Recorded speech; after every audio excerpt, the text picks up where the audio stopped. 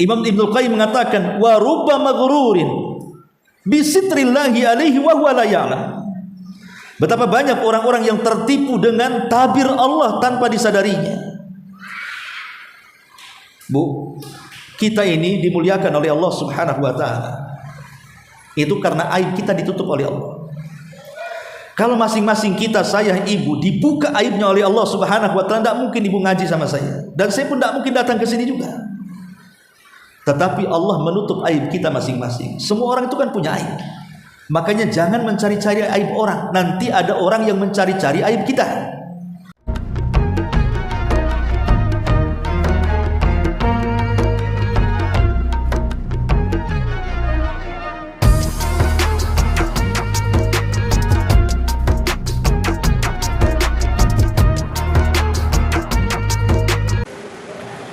Bismillahirrahmanirrahim.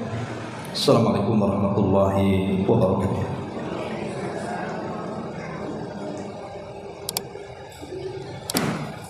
Alhamdulillah wassalatu wassalamu ala Rasulillah wa ala alihi wa sahbihi wa mawalah wa la hawla wa la quwwata illa billahi wa ba'd. Alhamdulillah, di pagi ini kembali kita bisa bertolak ilmu di Masjid Nurul Hidayah Uskokar. Salat dan juga salam kita hadiahkan kepada Rasul kita Nabi besar Muhammad sallallahu alaihi wa alihi wasallam. Kita lanjutkan kembali kajian kita, masih membahas tafsir singkat dari surah Al-Mursalat, dan kita masuk pada ayat ke-48 dan ke-46 dan seterusnya. A'udzubillahi minasyaitonir rajim. Bismillahirrahmanirrahim. Kulu wa tamatta'u qalilan innakum mujrimun. Wailun yawma idzin lil mukadzibin. Dikatakan kepada orang-orang kafir, makanlah kalian dan bersenang-senanglah kalian selama ada di dunia ini. Sesungguhnya kalian adalah para pendurhaka, orang-orang yang melakukan dosa. Maka celakalah pada hari itu bagi para pendusta kebenaran. Ma'asyiral muslimat yang dimuliakan Allah Subhanahu wa taala, ayat ini menjelaskan kepada kita tentang celaan yang Allah Subhanahu wa taala katakan kepada orang-orang kafir, bahwa orang-orang kafir itu di dunia segala sesuatunya akan dicukupkan. Segala sesuatu yang dikehendaki orang kafir itu akan dicukupkan oleh Allah Subhanahu wa taala dari kehidupan dunia. Tetapi ada batas waktu yang Allah Subhanahu wa taala berikan. Silahkan bersenang-senang, silahkan makan dan minum, tapi ada batasnya. Dari sini juga ada faedah yang sangat bagus yang kita akan bahas tentang bahayanya istidraj. Apa istidraj? Nanti kita jelaskan. Ma'asyiral muslimat yang dimuliakan Allah Subhanahu wa taala.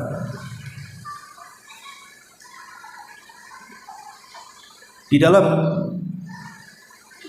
Al-Qur'anul Karim kita tahu bahwa merupakan ketetapan bagi Allah Subhanahu wa taala bahwa setiap orang yang melakukan dosa itu pasti akan diadab. Dan Allah Subhanahu wa taala mengatakan, innallaha la yumli lidh-dhalimi hatta idza akhadahu lam yuflithu. Dalam surah Hud ayat 102, Allah Subhanahu wa taala mengatakan, sesungguhnya Allah Subhanahu wa taala memberikan tempo kepada orang-orang yang berbuat dosa kezaliman itu Tetapi jika sudah sampai pada waktunya, pasti Allah akan mengazabnya dan tidak mungkin melepaskannya. Dari sini kita tahu bahwa siapapun yang melakukan maksiat kezaliman, maka Allah tidak akan melepaskan orang ini. Dan Allah Subhanahu wa taala katakan, wala tahsabannallaha ghafilan amma ya'malu zalim. Jangan sangka Allah itu lalai dari para pelaku kezaliman. Allah tidak lalai dan Allah terus memperhatikan. Apalagi kalau orang-orang yang dizaliminya berdoa kepada Allah Subhanahu wa taala akan kebinasaan, maka doa orang-orang yang dizalimi itu pasti dikabulkan. Dalam sebuah hadis Nabi sallallahu alaihi wasallam bersabda, "Idza dhaharatil ma'asi fi ummati ammahumullahu bi'adzabin min 'indihi."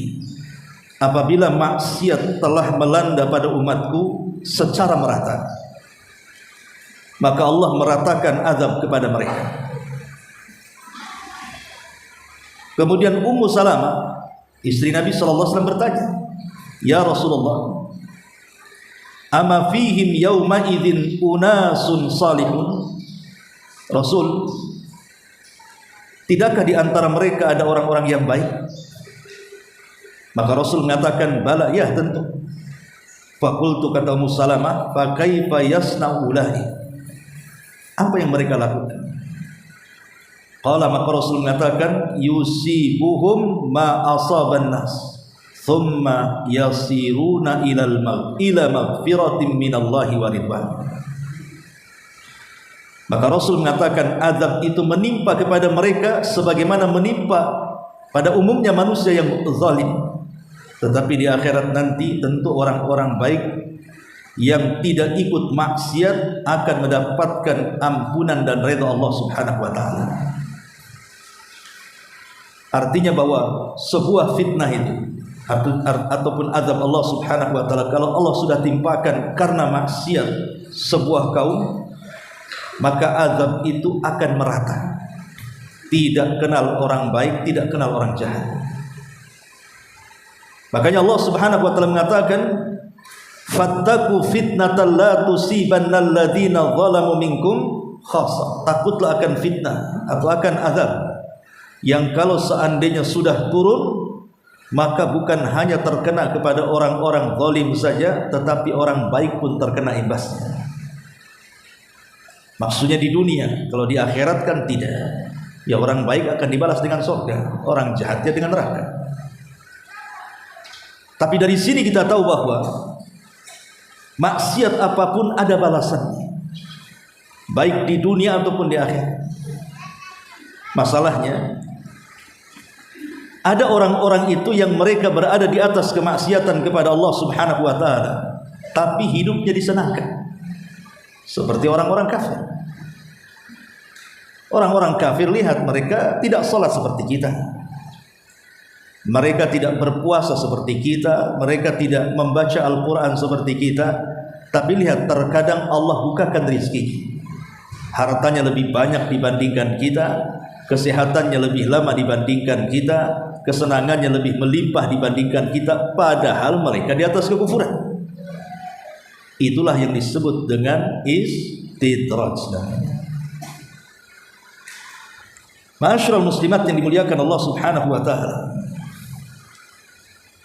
di dalam Al-Quranul Karim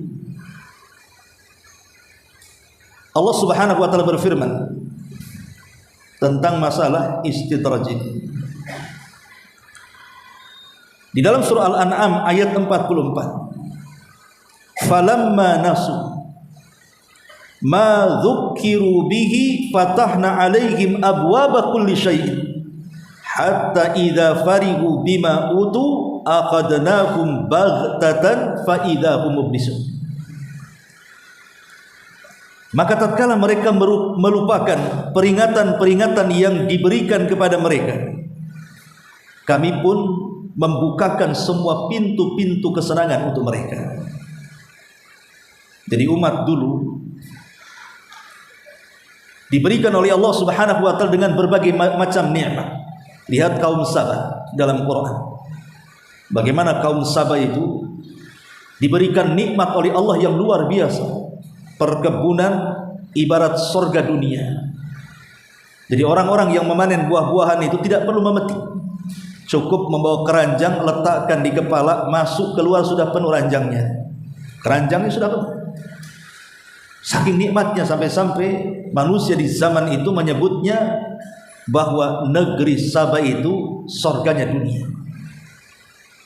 Karena dalam kebun itu tidak ada binatang-binatang, tidak ada serangga, tidak ada ular, tidak ada apapun. Kalau kita ke kebun itu kan masuk ke kebun tidak gatal, keluar garuk-garuk. Artinya ada saja serangga-serangga kan gitu, nyamuk-nyamuk kebun. Itu kebun tidak ada sama sekali. Bahkan memiliki cuaca yang bagus. Jadi kalau orang itu sakit dari negeri lain masuk ke negeri Sabah itu bisa sembuh karena cuacanya bagus. Tetapi mereka kufur. Allah sudah berikan kesenangan. Awalnya mereka beriman, tapi karena kesenangan melupakan mereka, akhirnya mereka melampaui batas. Kemudian sedikit demi sedikit mereka kufur, dan Allah biarkan kesenangan itu sampai pada waktunya Allah azab negeri Sabah ini. Allah hancurkan semua perkebunannya dan tidak ada yang tumbuh kecuali 3 tumbuhan yang buah-buahnya tidak bisa dimakan. Itulah istidraj. Makanya kenapa Nabi SAW bersabda dalam hadis Uqbah ibn Amir radhiyallahu anhu, "Idza ra'aitallaha yu'til abda minad dunya ma yuhibbu wa huwa muqimun ala ma'asihi fa innama dzalika minhu istidraj." Apabila engkau melihat Allah memberikan pada hambanya dari perkara dunia yang diinginkan, artinya apapun yang diminta Allah kabulkan. Pengen rumah, Allah berikan rumah bagus. Pengen kendaraan, Allah berikan kendaraan mewah. Pengen tanah luas, Allah berikan hektaran. Pengen uang, Allah berikan. Pokoknya apapun keinginannya, Allah kabulkan semuanya. Padahal kata Rasul, orang ini terus berada dalam kemaksiatan kepada Allah. Jadi maksiat tetapi diberikan kesenangan. Maka Rasulullah SAW mengatakan, ketahuilah bahwa hal itu adalah jebakan nikmat yang disegerakan dari Allah alias istidraj. Makanya kita lihat di masyarakat kan, ada orang yang nampak rizkinya bagus, kalau buka usaha itu lancar jaya bahasanya, nggak pernah gulung-gulung tikar, pada sholat pun tidak, bakhil lagi. Ada orang yang diberikan kesehatan, sakitnya tak pernah, jarang-jarang dia masuk rumah sakit itu, padahal dia sombong. Ada orang yang kemudian diberikan oleh Allah Subhanahu wa taala dengan berbagai macam kenikmatan, anak-anak banyak, semua pada sukses, padahal orang tuanya sama sekali bukan ahli ibadah, justru ahli maksiat, dan begitu seterusnya. Lah kita jangan terperdaya dengan orang yang seperti itu. Kalau ada orang yang diberikan kesenangan di atas kemaksiatannya, jangan pula berangan-angan seperti itu, karena orang itu sedang dijebak dengan kenikmatan. Makanya ibu harus paham tentang satu perkara. Nabi SAW mengatakan dalam sebuah hadis bahwa la yazalu mu'minun, akan senantiasa seorang mukmin itu diberikan ujian oleh Allah Subhanahu wa taala, baik kepada hartanya, baik kepada dirinya, baik kepada anak-anaknya, sampai akhirnya dia berjumpa dengan Allah Subhanahu wa taala dan tidak menyisakan satu dosa pun. Dari sini kita tahu bahwa tidak semua ujian Allah itu jelek. Tidak semua ujian Allah itu jelek. Terkadang di balik ujian itu ada hikmah kebaikan bagi kita. Makanya Bu, Kalau seandainya ibu selama hidup tidak pernah diuji, hati-hati.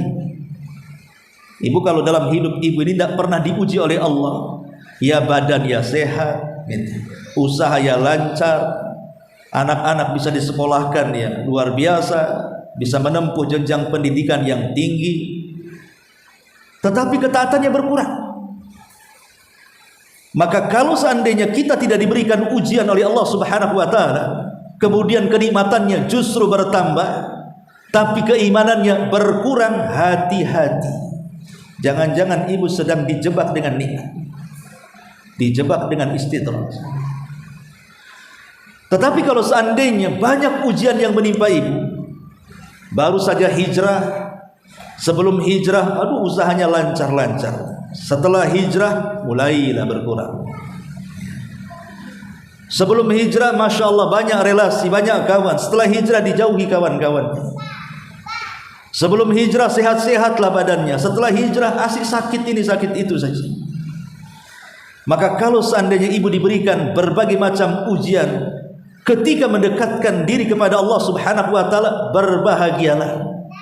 Berarti ibu terlepas dari istidraj.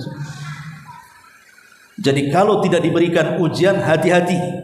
Tapi kalau banyak ujian, berbahagia. Karena Nabi SAW mengatakan dalam sebuah hadis, Innallaha idza ahabba 'abdan ibtala. Allah itu kalau suka dengan hambanya, pasti Allah akan turunkan banyak ujian kepadanya. Jadi kalau Allah suka dengan kita itu, pasti Allah akan banyak ujian, memberikan ujian kepada kita. Untuk apa? Mengangkat derajat kita. Makanya Nabi SAW mengatakan, ma yusibul muslim min nasabin wala wasabin wala hammin wala haznin wala adan wala ghammin hatta syaukatu yushakuha illa kaffarallahu biha khataya. Tidaklah seorang muslim diberikan berbagai macam ujian, dari stres, bingung, sedih, macam-macam, sampai kepada duri yang menancap dalam kakinya, kecuali Allah Subhanahu wa taala akan gugurkan dosa-dosanya. Dari sini kita tahu bahwa seorang mukmin yang diuji itu hakikatnya dia di atas kebahagiaan. Karena bagi seorang mukmin diuji atau tidak, bagi mereka sebuah kebaikan. Ajaban li amril mukmin, in asabathu sarra syakar fakana khairan lahu wa in asabathu dharra sabara fakanat khairan lahu. Menakjubkan perkaranya seorang mukmin itu. Kalau dia ditimpa nikmat dia bersyukur, tapi kalau diberikan ujian dia bersabar. Dua-duanya baik bagi seorang mukmin. Itu harus dipahami. Tapi masalahnya, terkadang kaidah ini tidak berlaku di masyarakat. Kalau tidak diuji hati-hati, kalau diuji justru berbahagia. Justru sebagian kita terkadang melihat ada orang-orang yang disenangkan oleh Allah di atas kemaksiatannya, pengen pula seperti dia. Itu masalahnya. Kok enak sih anu ini ya hidupnya, gak pernah sholat tapi lancar-lancar saja usahanya, bentang-bentang tikar di mana-mana dia. Aku ini sudah sholat masih rugi saja. Akhirnya memandang bahwa orang seperti itu lebih baik jadinya. Jangan tertipu. Makanya lihat ketika Allah Subhanahu wa taala menceritakan tentang kisah Qarun. Qarun ini satu hari keluar membawa seluruh perhiasannya dan juga hartanya. Maka orang-orang yang kemudian melihat Qarun, mereka mengatakan apa? Ya laita lana mithla ma utiya Qarun innahu ladzu haddin 'adzim. Duhai kiranya kami ingin seperti si Qarun juga lah. Sungguh si Qarun itu mendapatkan keberuntungan yang sangat besar. Maka orang-orang yang beriman kepada Nabi Musa mengingatkan kepada orang-orang ini. Wa qala alladziina utul ilma wailakum thawabullahi khairun liman amana wa amila salihan wa la yulaqaha illa sabir. Celaka kalian. Sesungguhnya pahala dari Allah itu jauh lebih baik bagi orang yang beriman dan beramal saleh. Jangan tertipu dengan si Qarun. Lah apakah kita ini dari kelompok orang-orang yang beriman kepada Musa dan mengatakan kepada orang-orang tertipu jangan seperti itu? Ataukah kita justru kelompok pertama? Aku juga pengenlah kayak dia. Hidupnya kok panjang umurnya, gak sholat, pada si anu sholat terus 20 tahun dan mati gitu. Sampai ada istilah ialah orang baik itu cepat mati, orang jatuh udah mati-mati gitu. Ada orang yang kemudian berpikir seperti itu kan, cara berpikirnya itu aneh. Melihat orang kaya yang tidak pernah ngaji, tidak pernah sholat, pengen pula seperti itu. Maka jangan, karena saya katakan dari awal bahwa orang yang tidak diuji ini harus hati-hati. Tapi orang yang banyak diuji berbahagialah. Allah memang suka dengan kita. Baik, kita sedikit bentangkan tentang apa sih istidraj itu ya. Ma'asyiral muslimin, muslimat yang dimuliakan Allah Subhanahu wa taala. Asy-Syaikh As-Sa'di rahimahullahu taala mengatakan dalam tafsirnya Kalimur Rahman, beliau mengatakan yang artinya ketika mereka melupakan perintah Allah yang diberikan kepada mereka, maka dibukakanlah berbagai macam pintu dunia dan rizki.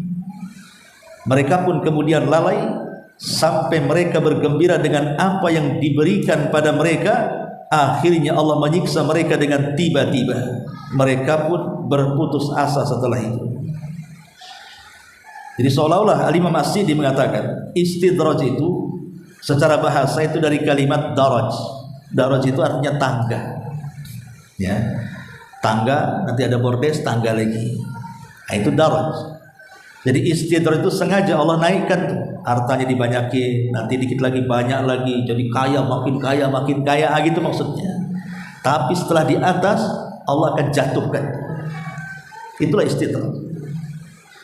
Atau dengan kata lain istidraj adalah orang-orang yang semua keinginannya diberikan oleh Allah Subhanahu wa taala, semua angan-angan dan cita-citanya diberikan oleh Allah, padahal mereka di atas kemaksiatan kepada Allah Azza wa Jalla. Itulah yang disebut sanastadrijuhum min haitsu la ya'lam. Mereka akan dibuat terperdaya dengan nikmat sampai pada waktunya mereka akan diadab. Pertanyaannya, kenapa kemudian Allah Subhanahu wa taala mengistidrajkan seseorang itu? Kenapa Allah biarkan orang maksiat di atas kesenangan, sementara orang yang beriman di atas kefakiran? Kenapa Allah Subhanahu wa taala biarkan orang-orang di atas kemaksiatan diberikan usia panjang, sementara orang-orang yang beriman dipendekkan pula usianya? Kenapa orang-orang yang di atas kemaksiatan semua hajatnya Allah Subhanahu wa taala berikan, sementara orang-orang yang beriman harus berpontang-panting mencarinya? Apa hikmahnya? Kenapa Allah lakukan seperti itu? Harusnya orang yang beriman itu lebih baik kondisinya dibandingkan orang yang bermaksiat kan? Tapi kenapa Allah balik? Tentu ada hikmah. Yang pertama, Allah Subhanahu wa taala adalah Ar-Rahman Ar-Rahim. Dia adalah zat yang maha penyayang lagi pengasih. Allah masih memberikan waktu kepada mereka untuk bertobat. Bertobat atau tidak? Ya, Allah kasih waktu. Kenapa tidak langsung diadab saja sama Allah? Bukankah mereka orang yang bermaksiat itu dipastikan akan diberikan adab? Tapi kenapa tidak diadab-adab? Kenapa mereka masih senang, masih luar biasa di atas kesenangannya? Sebenarnya Allah Subhanahu wa taala bukan berarti suka dengan mereka, tidak. Allah hanya mengulur-ngulur waktu saja. Mau tobat atau tidak? Ini yang pertama. Yang kedua, sengaja Allah Subhanahu wa taala membiarkan mereka itu untuk menambah dosa mereka, untuk menambah dosa mereka, supaya dosa mereka itu makin banyak. Sebagaimana disebutkan dalam surah Al-Imran ayat 178. Apa kata Allah? Wala yahsabanna alladhina kafaru annama numli lahum khairun li anfusihim innama numli lahum liyazdadu itsman walahum adzabun muhin. Jangan kalian sekali-kali mengira bahwa orang-orang kafir itu ketika kami memberikan tangguhan umur kepada mereka adalah lebih baik bagi mereka.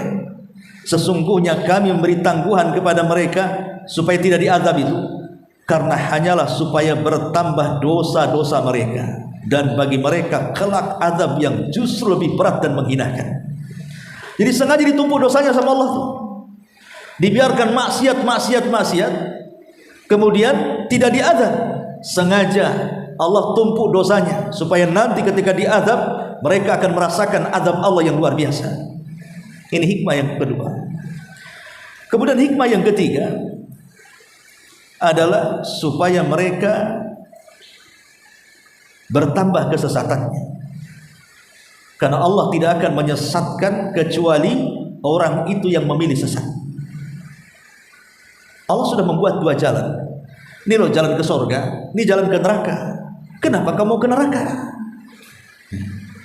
Makanya Allah Subhanahu wa taala ketika menghikayatkan Nabi Musa dalam surah Shaf ayat 5, apa kata Allah?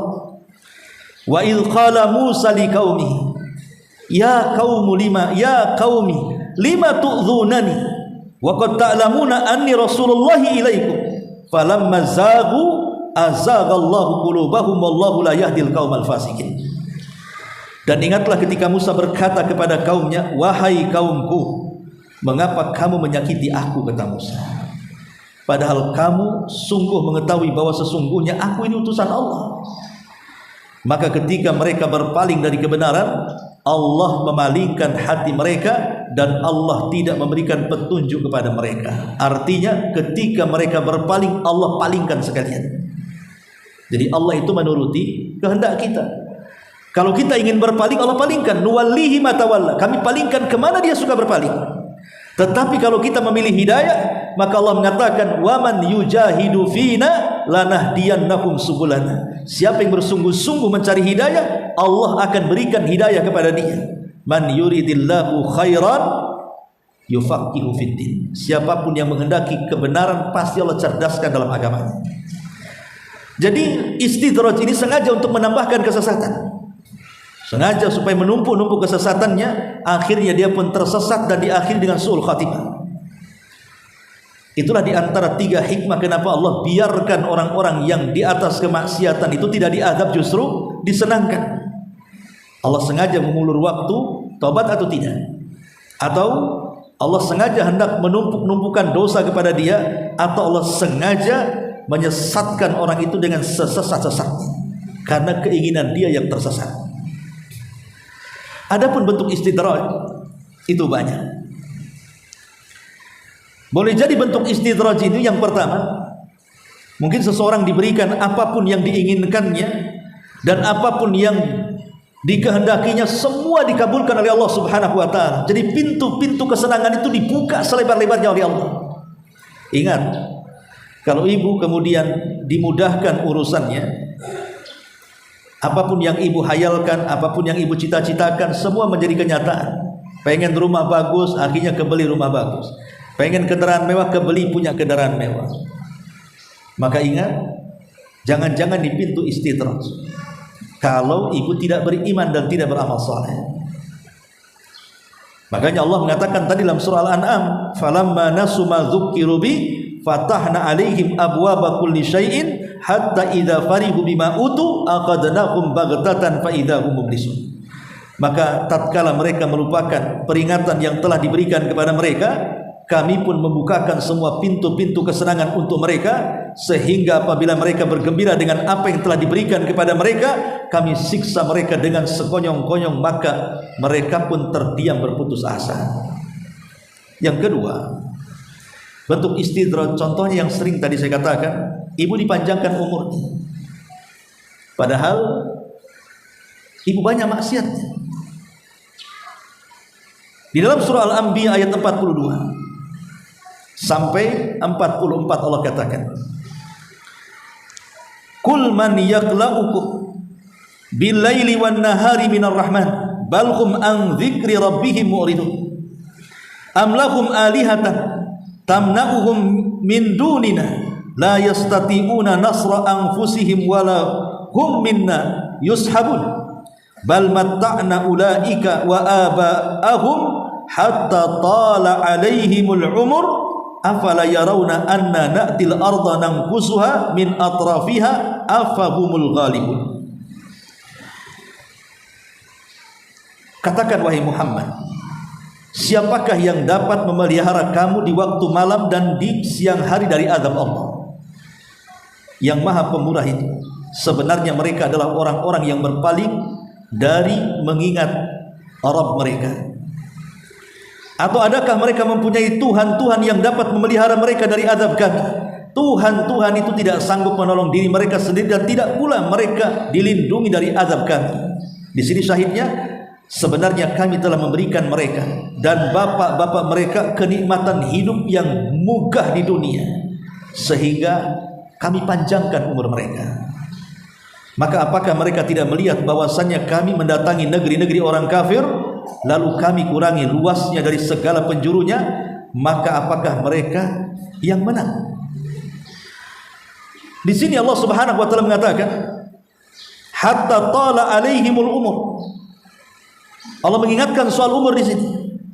Bukankah mereka sudah diberikan umur yang panjang? Harusnya dengan umur yang panjang itu mereka berfikir. Sebagaimana Nabi SAW mengatakan, khairukum man tala umruhu wa hasuna amaluhu. Sebaik-baik manusia itu yang dipanjangkan umurnya tapi baik amalannya. Tetapi seburuk-buruk amalan itu adalah orang yang dipanjangkan umurnya tapi buruk pula amalannya. Ingat ketika Allah Subhanahu wa taala menyiksa penduduk neraka, yang Allah Subhanahu wa taala sebutkan dalam surah Fatir 37 itu. Mereka menjerit-jerit kesakitan di neraka dan mereka sudah tidak tahan. Akhirnya mereka meminta kepada Allah Subhanahu wa taala untuk dikeluarkan dari neraka dan mengatakan, akhrijna na'mal salihan. Ya Rabb, keluarkan kami dari neraka, kembalikan kami ke bumi. Kami berjanji akan beramal saleh. Apa kata Allah? Awalam nu'ammirkum ma yatadzakkaru fihi man tadzakkar. Di dunia sudah kupanjangkan umurmu, kemanakan usiamu? Seolah-olah Allah mengatakan seperti itu. Kenapa usia yang panjang tidak kau gunakan untuk sholat, untuk zikir, untuk baca Quran, untuk bermajelis taklim? Kemana umur usia yang kau habiskan itu? Maka ingat bahwa sebaik-baik manusia adalah yang dipanjangkan umurnya tapi baik amalannya. Maka kalau ada orang yang panjang umurnya tapi dia bermaksiat kepada Allah, istidraj. Hati-hati istidraj. Umpamanya ibu sudah ada yang usianya di atas 70 tahun, itu kan sudah dipanjangkan namanya. Karena batas usia umat Rasul itu 60 sampai 70 kan. Berarti kalau lewat 70 tahun berarti ada bonus, dipanjangkan umurnya. Hati-hati. Kalau di atas 70 tahun kok tidak bertobat kepada Allah Azza wa Jalla, hati-hati. Jangankan di atas 70 tahun, di atas 40 tahun saja itu sudah harus hati-hati. Kenapa? Sering saya katakan, karena usia 40 tahun itu berarti separuh hidup kita itu sudah kita lewati. Separuh lebih hidup kita lewati.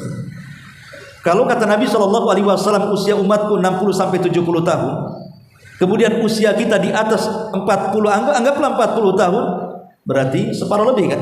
40 tahun sudah kita lewati, berarti tinggal 30 tahun yang harus kita lalui. Itu kalau usia kita ini sampai 70, sebagaimana sabda Rasul kan. Dan rata-rata di usia 40 tahun semua nikmat Allah sudah Allah berikan. Biasanya orang yang sudah 40 tahun sudah punya pasangan, artinya sudah pernah menikah, itu nikmat. Diberikan keturunan, itu nikmat. Usia 40 tahun biasanya sudah punya rumah sendiri, sudah pisah dengan orang tuanya, itu nikmat. Bahkan usia 40 tahun sudah bisa mencari nafkah sendiri, itu nikmat. Dan sudah diberikan akal yang cerdas untuk berpikir dalam rangka menentukan putusan, itu nikmat.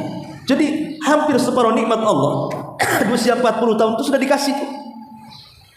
Sehingga tinggal kita balas nikmat dengan syukur ataukah dibalas nikmat dengan kufur, itu saja. Makanya yang kedua ini, kalau kita diberikan usia panjang di atas kemaksiatan, berarti dia sedang istidraj, sedang terperdaya dengan nikmat. Ini yang kedua. Yang ketiga, penundaan azab. Dia bermaksiat kepada Allah, tapi kok tak nampak pula ada azab yang datang kepada dia.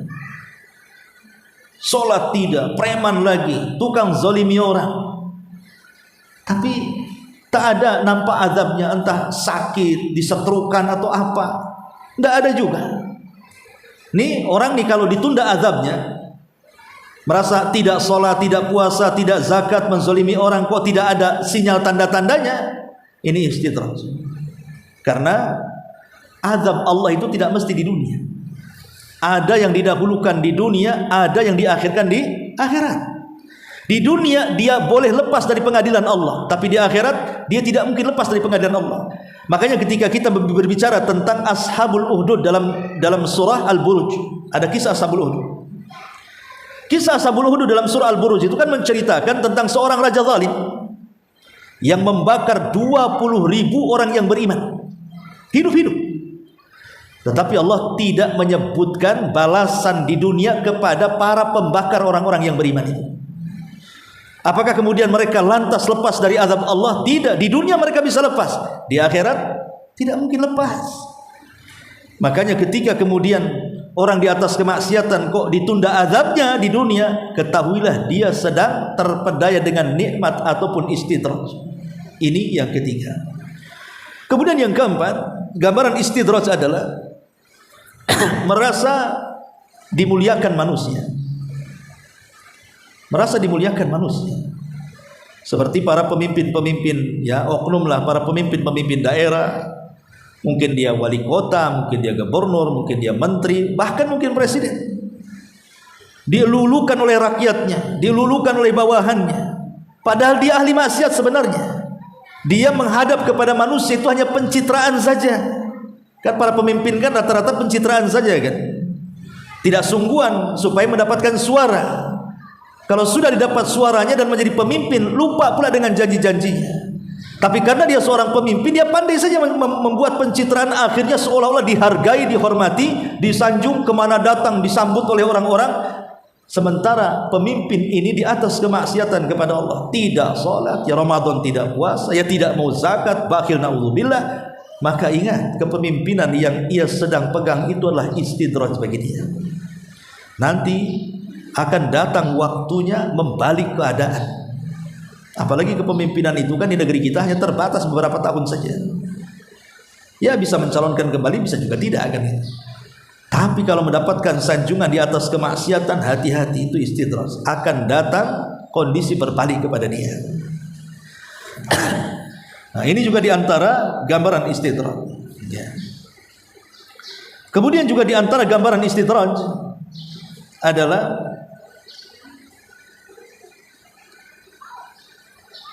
seperti orang-orang yang disanjung karena pengetahuannya.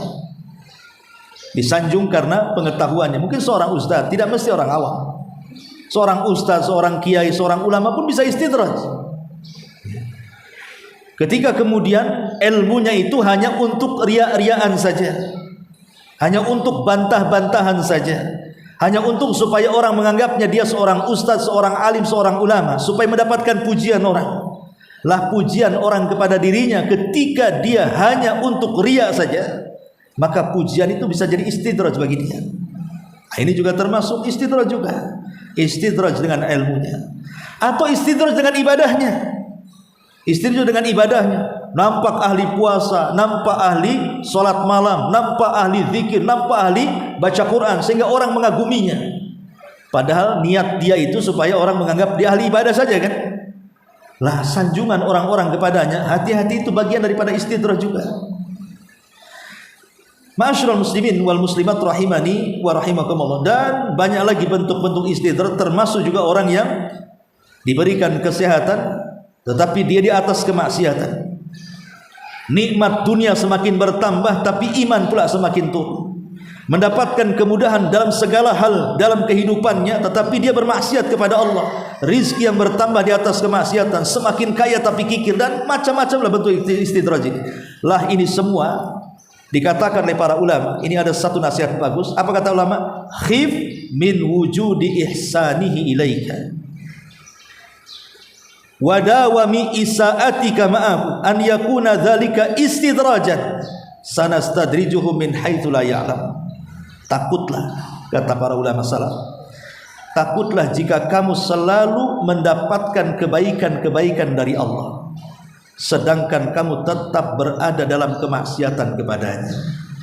Lihat di sini, takutlah jika kamu selalu mendapatkan kebaikan-kebaikan dari Allah, sedangkan kamu tetap berada dalam kemaksiatan kepadanya. Jangan sampai, kata ulama salaf, kenikmatan itu menjadi istidraj dari Allah. Karena Allah berfirman, kami tarik mereka berangsur-angsur dengan cara yang mereka tidak ketahui. Ma'asyiral muslimat yang dimuliakan Allah Subhanahu wa taala. Al-Imam Ibnu Qayyim rahimahullahu taala mengatakan,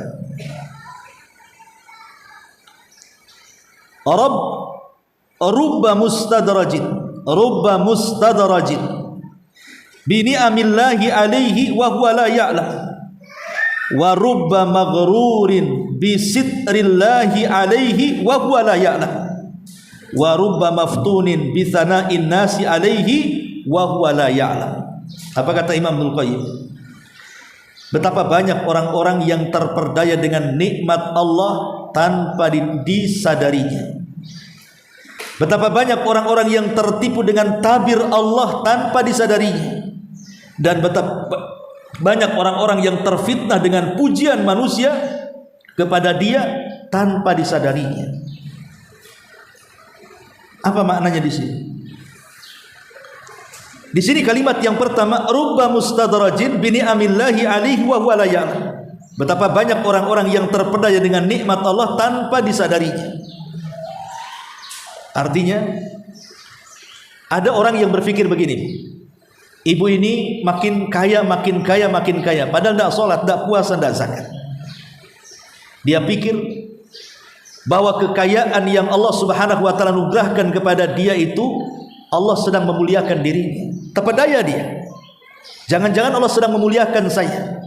Jangan-jangan Allah cinta dengan saya. Akhirnya persis seperti Allah Subhanahu wa taala katakan di dalam Al-Qur'anul Karim, kalau diberikan kekayaan dia mengatakan Rabbi akraman. Allah sedang memuliakan dirinya. Tapi kalau diberikan kefakiran dia pun mengatakan Rabbi ahan. Rabbku sedang sedang menghinakan diriku. Jadi ada orang yang mengira bahwa kalau Allah Subhanahu wa taala memberikan kekayaan itu tanda Allah cinta kepadanya. Dan ada orang yang mengira kalau Allah mencabut kekayaan Allah benci kepada dia. Tidak, harta itu bukan tanda cinta Allah kepada kita. Karena harta itu bersyarikat antara mukmin dan kafir. Si Fir'aun kaya, Nabi Sulaiman juga kaya. Lalu apa bedanya? Sama-sama kaya. Abu Jahal kaya, Abu Bakar juga kaya. Lalu apa bedanya? Kalau kekayaan bersyarikat antara mukmin dan kafir, berarti tidak ada keistimewaannya kekayaan itu karena bersyarikat antara mukmin dan kafir. Lain kalau seandainya orang yang beriman semua kaya, orang kafir semua miskin, berarti kekayaan itu ada keutamaannya tuh. Tapi kalau kekayaan bersyarikat, si mukmin kaya, si kafir kaya, loh apa kemudian ininya keutamaan kekayaan itu? Tidak ada. Jadi kekayaan itu bukan tanda Allah cinta, sebagaimana kefakiran itu bukan tanda Allah benci. Bilal fakir, apakah Allah benci? Tidak, Allah sayang. Ya. Kemudian si Abu Jahal kaya, apakah Allah cinta? Tidak, dia benci karena kekufurannya. Makanya dulu saya pernah ceritakan, ada seorang ibu cerita sama saya, dia nggak pernah sholat, ya, tapi bangga dengan kekayaannya. Dia mengatakan, nak, nyebut sama saya anak, nak katanya, kayaknya Allah sayang dengan saya katanya. Kok bisa? Iya, saya itu waktu muda semenikah dengan pengusaha katanya, pengusaha tembakau, kaya raya. Setelah dia meninggal, semua kekayaannya diwariskan kepada saya. Setelah itu menikah lagi dengan orang kapal, badannya jarang pulang tapi uangnya pulang terus. Ya. Akhirnya tambah kaya, saya kata. Allah takdirkan bercerai di tengah jalan. Sudah tua, saya dilamar dengan pensiunan yang kerja di pengadilan agama. Baru nikah beberapa bulan meninggal, pensiunannya diberikan kepada saya. Apa tidak senang? Berarti Allah itu sayang dengan saya. Tidak sholat ibu ini. Dia ngomong begitu. Ini namanya apa? Istidraj namanya. Ada orang-orang yang seperti itu tuh. Lah istidraj, dia tidak paham bahwa dia sedang istidraj itu. Tertipu dengan nikmat.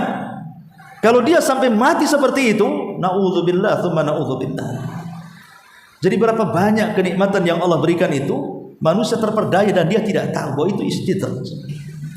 Kemudian kalimat yang kedua, Imam Ibnu Qayyim mengatakan wa rubba maghrurin bi sitrillahi alaihi wa huwa la ya'lam. Betapa banyak orang-orang yang tertipu dengan tabir Allah tanpa disadarinya. Bu, kita ini dimuliakan oleh Allah Subhanahu wa taala. Itu karena aib kita ditutup oleh Allah. Kalau masing-masing kita, saya ibu, dibuka aibnya oleh Allah Subhanahu wa taala, tidak mungkin ibu ngaji sama saya, dan saya pun tidak mungkin datang ke sini juga. Tetapi Allah menutup aib kita masing-masing. Semua orang itu kan punya aib. Makanya jangan mencari-cari aib orang. Nanti ada orang yang mencari-cari aib kita. Karena tidak ada manusia pasti punya aibnya.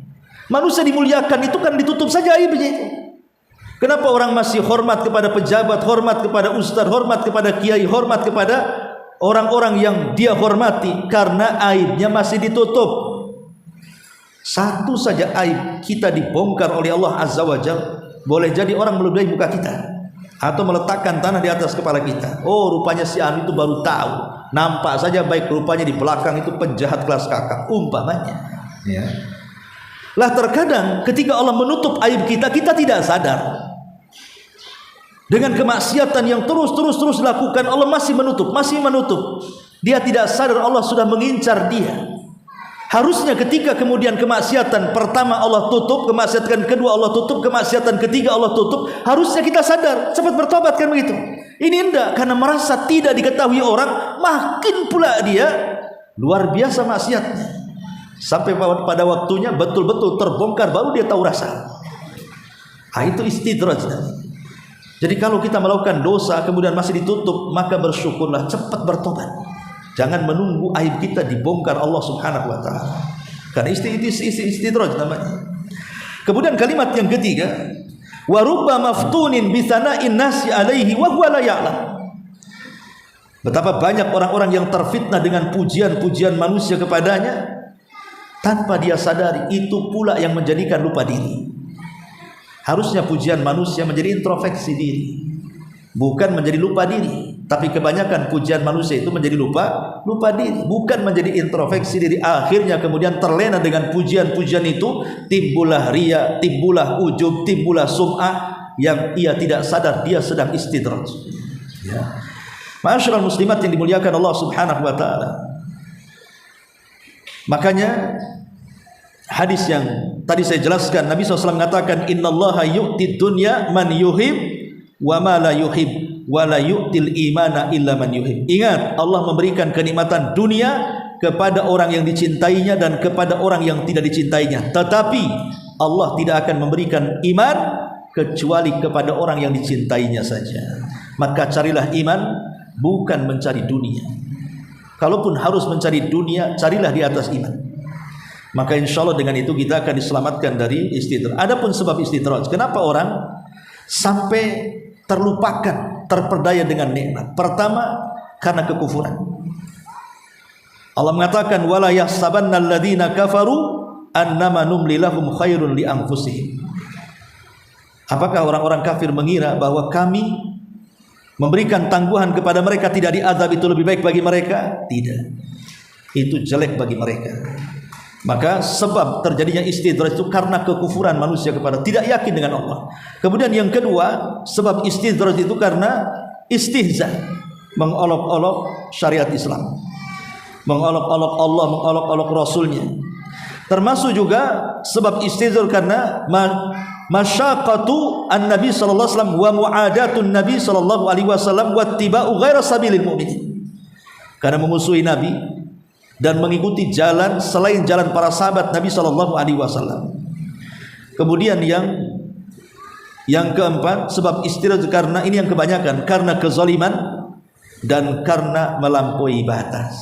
Ini sebab istidraj ini karena zalim dan melampaui batas. Intinya bahwa istidraj ini bahaya, ya, karena di tengah-tengah kelupaan kita dengan nikmat Allah, tiba-tiba Allah mengazab kita tanpa sadar, akhirnya kita mati dan tidak sempat bertobat kepada Allah Subhanahu wa taala. Inilah mana Al-Qur'an tadi, qulu wa tamatta'u qalilan innakum mujrimun wailun yauma idzil mukadzibin. Dikatakan kepada orang kafir, makanlah sesukamu, bersenang-senanglah sesukamu di dunia yang sebentar ini, tapi sungguh kalian adalah para pendurhaka, para pendosa yang akan ada balasannya. Maka celakalah pada hari itu bagi para pendusta kebenaran. Wallahu alam. Sampai di sini. Silakan kalau ada yang bertanya, kita buka tanya jawab. Kalau tidak, kita tutup.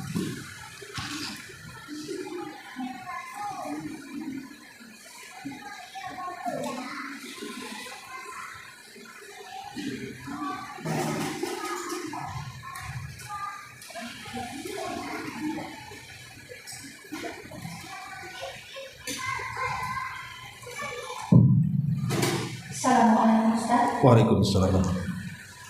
Dalam pembahasan surat Al-Musallam tadi Ustaz, dikatakan pada bait terakhir, ketika Allah memuji seseorang berarti bukan pertanda Allah menghinakan seseorang, dan ketika Allah memberikan kekayaan pada seseorang bukan berarti Allah memuliakan seseorang. Dan ketika seseorang sedang diuji, sebagaimana perkataan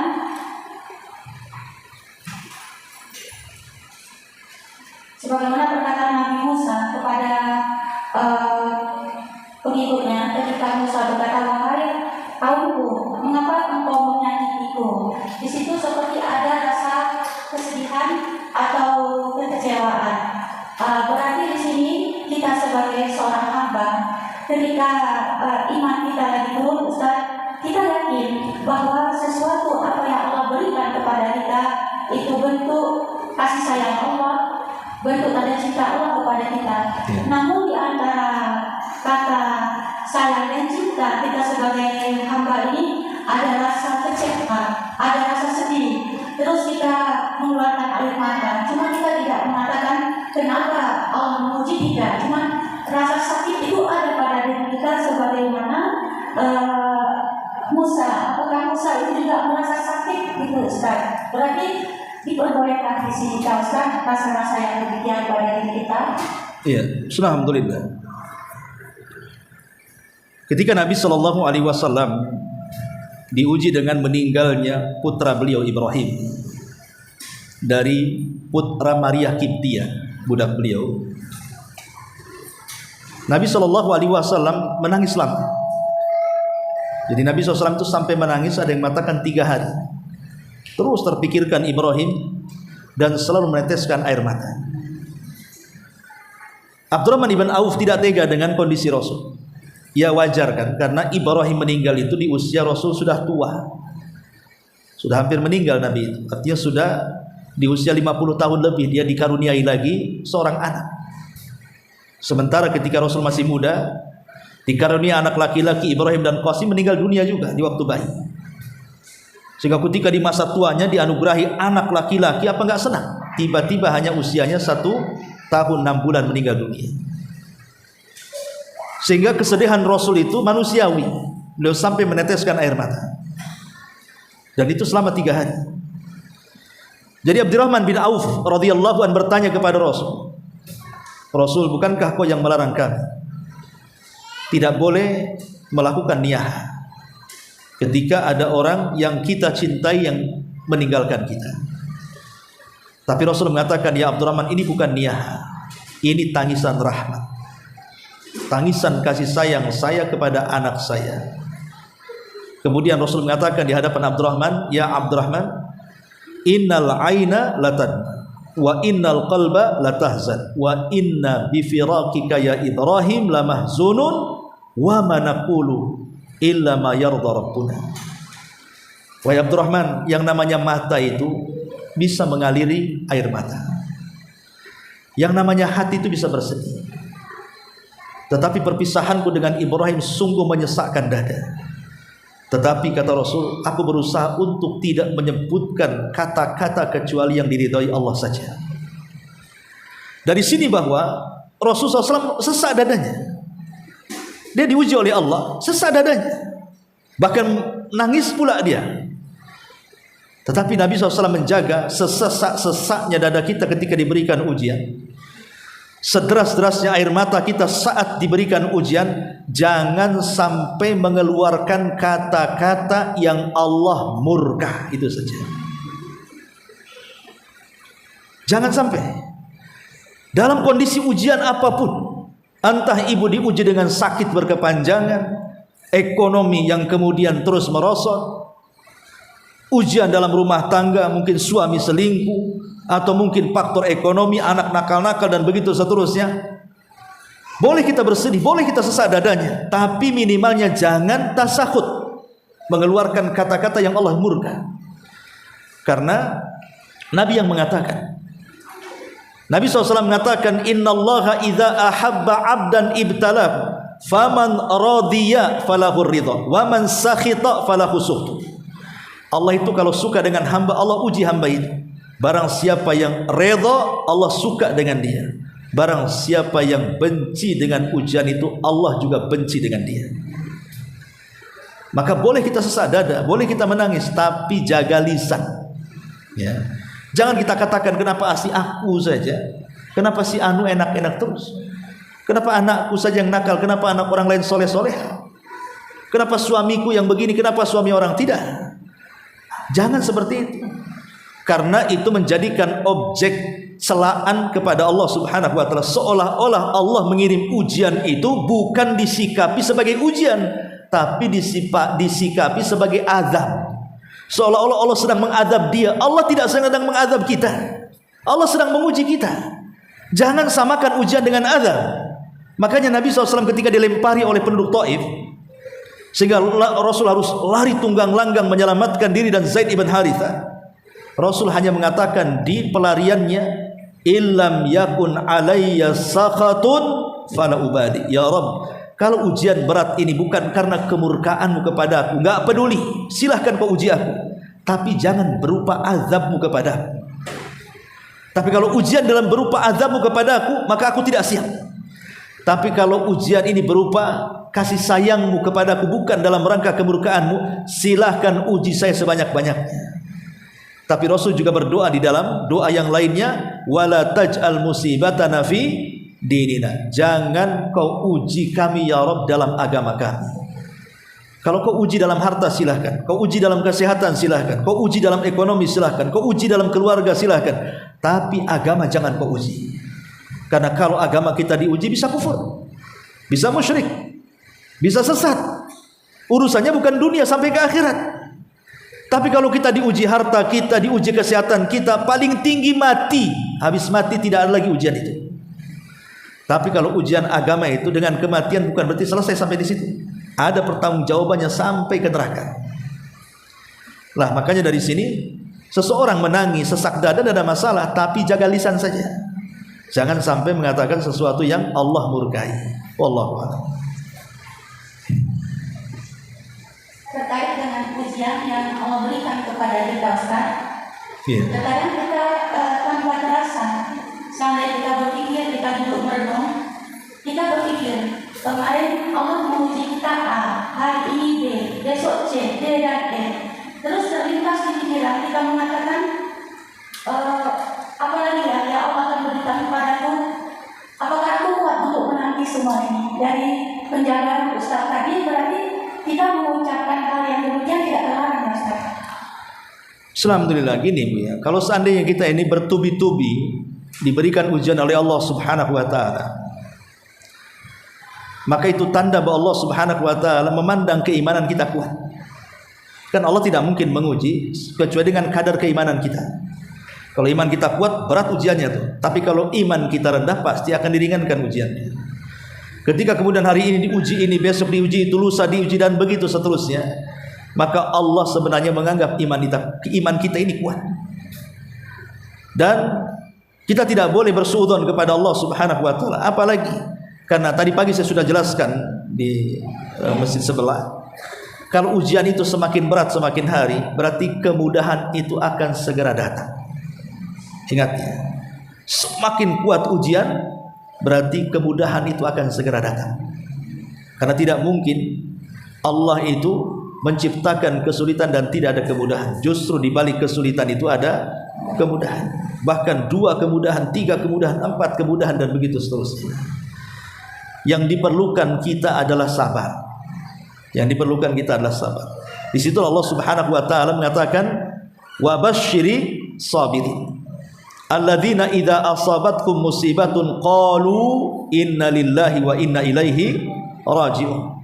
Apa balasannya? Ulaika alaihim salawatu mir rabbihim wa rahmah wa ulaika humul muhtadun.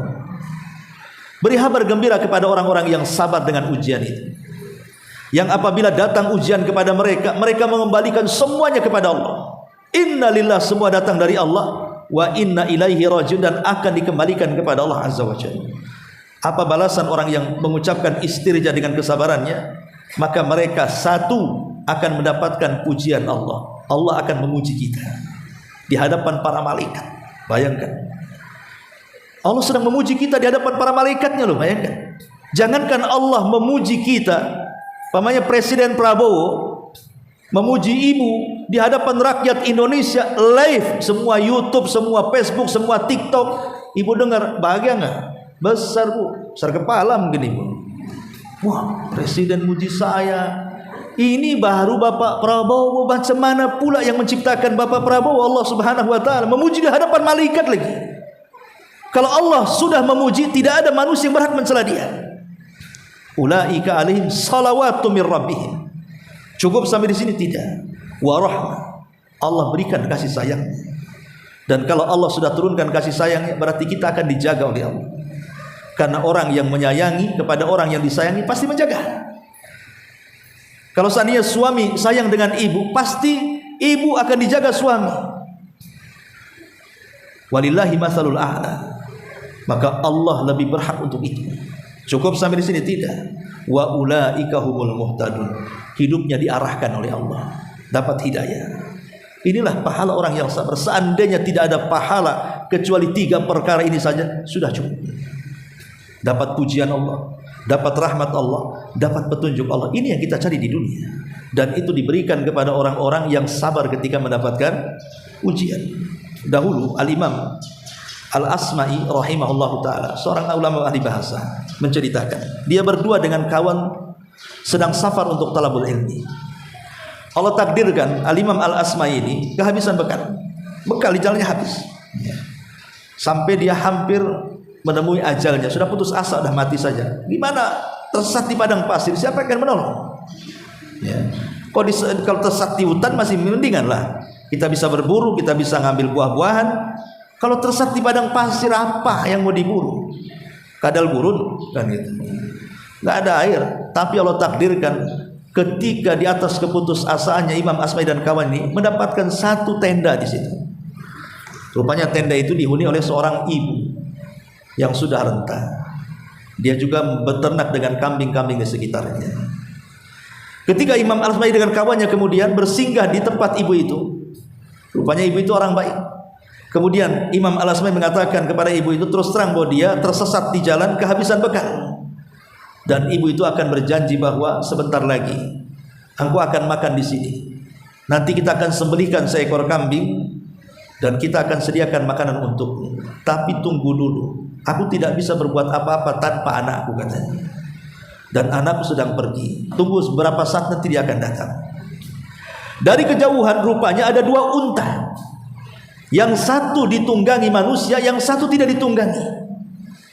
Semakin dekat, semakin dekat, semakin dekat, sampai semakin dekat ke tenda, turunlah yang menunggang unta. Dikiranya anak ibu ini. Rupanya dia kawan dari anaknya. Dia turun dan mengatakan kepada ibu ini, bersabarlah wahai ibu, anakmu meninggal dunia, dan saya tidak bisa mengambil jasadnya karena terlampau dalam jurang yang ada jasad anakmu. Maka ibu itu langsung termenung, kaget gitu ya. Kalau sudah tua, dia satu-satunya anak yang merawat dia, tiba-tiba meninggal dunia begitu saja. Tapi ibu ini bersabar dan mengatakan, inna lillahi wa inna ilaihi raji'un. Kemudian ibu ini bertanya kepada Imam Al-Asma'i dan mengatakan, wahai fulan, Wahai anak muda, aku lihat tampangmu ini bukan orang biasa. Tampangmu orang soleh. Bisa nggak kau ajar, kau bacakan kepadaku satu ayat yang bisa menenangkan hatiku hari ini, katanya. Maka Imam Al-Asma'i mengatakan, a'udzubillahi minasyaitonirrajim. Bismillahirrahmanirrahim. Wa basyiris sabirin alladzina idza asabatkum musibatun qalu inna lillahi wa inna ilaihi raji'un ulaika alaihim salawatu mir rabbihim wa rahmah wa ulaika humul muhtadun. Maka ketika mendengar ayat ini dibacakan, ibu itu mulai tenang. Kemudian ibu itu mengatakan, inna lillahi wa inna ilaihi raji'un Allahumma hjurni fi musibati. Semua datang dari Allah dan akan kembali kepada Allah. Ya Allah, berikan balasan atas musibah yang menimpaku. Kemudian ibu ini mengatakan kepada Imam Al-Asma'i, sebentar, saya akan ngomong pada kawan anakku untuk menyembelih seekor kambing. Akhirnya disembelih seekor kambing itu. Kemudian dalam kondisi sedih masih juga dia menghormati tamunya, memasakkan sampai kemudian Imam Al-Asma'i tercengang dengan kesabaran ibu itu sampai dia makan. Di tengah-tengah makan itulah ibu ini mengatakan kepada Imam Al-Asma'i, izinkan aku melaksanakan sholat, silahkan kalian makan. Maka ibu itu kemudian mengambil wudhu, kemudian sholat 2 rakaat. Ketika sudah rakaat kedua dalam kondisi sujud yang terakhir, dia tidak bangkit dari sujudnya.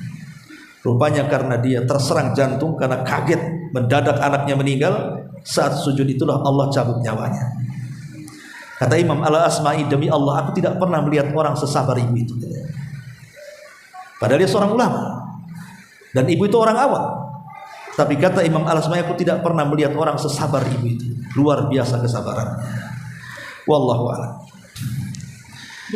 Ya, saya kira sudah di jam 10. Subhanallah wa bihamdika, asyhadu an la ilaha illa anta, astaghfiruka wa atubu ilaik. Allahu ta'ala.